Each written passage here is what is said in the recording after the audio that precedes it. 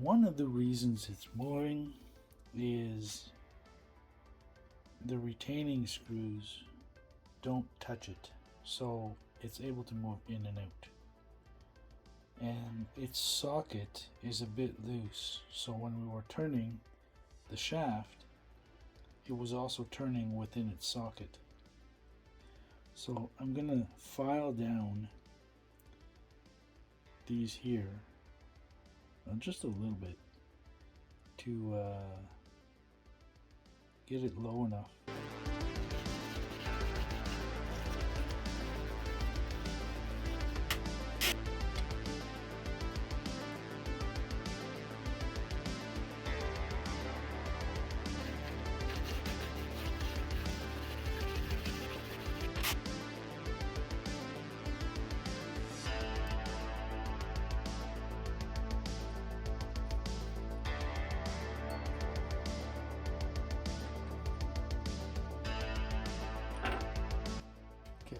Basically remove the back and forward play and any other play that might have been in this bearing, so now it actually works like it's supposed to. Now we need to work on the other part. Get this back in there.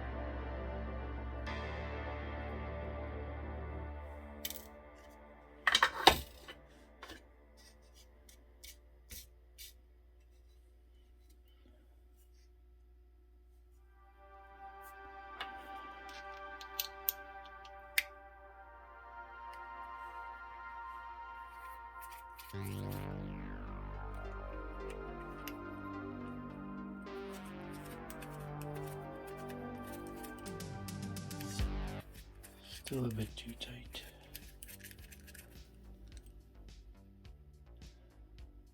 What I gotta do. Okay, so this was a 0.1. This was a 0.3. So what I gotta do is take the 0.3, put it back, take a 0.25,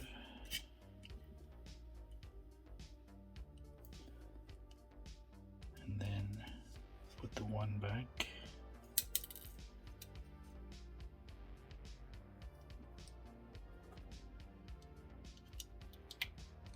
Basically what this is trial and error to see which ones fit. Look at that.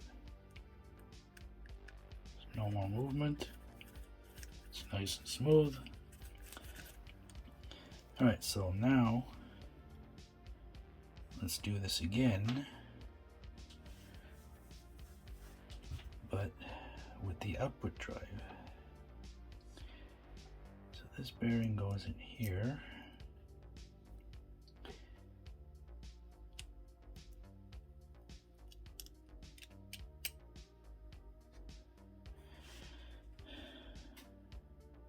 So let's start over again.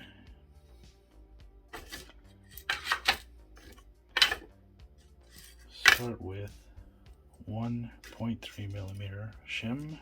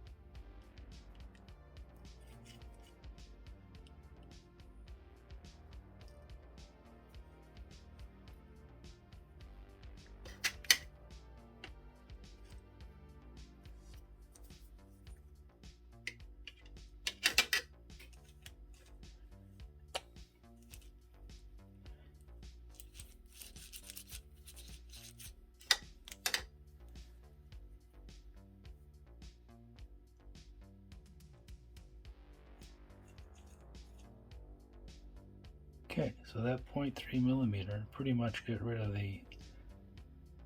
there's obviously you need to leave a little bit all the time, but it's nice and smooth.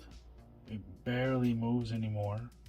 Now it doesn't seem to have much movement this way, so we're just gonna leave that.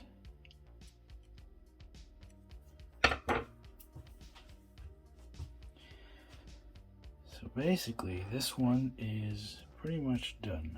Now we just need to screw it back in, or screw it back together, and make sure it's still smooth.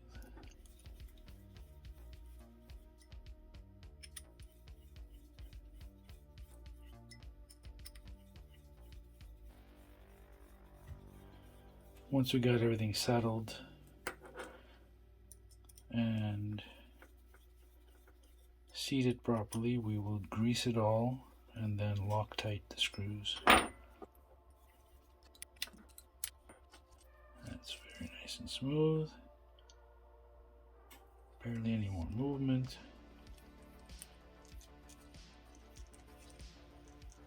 Now that we've got that sorted, we can do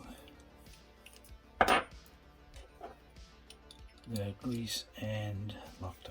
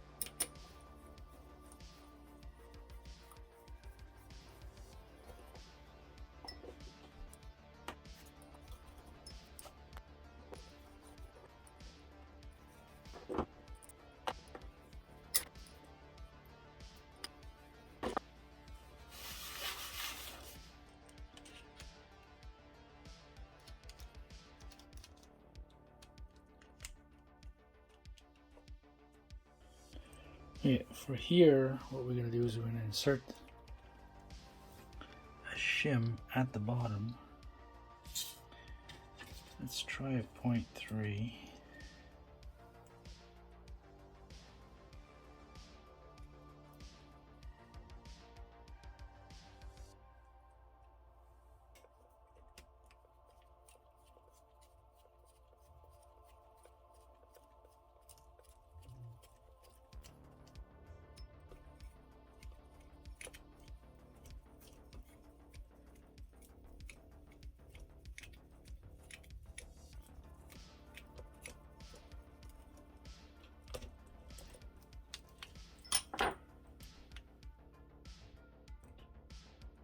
That greatly improved that.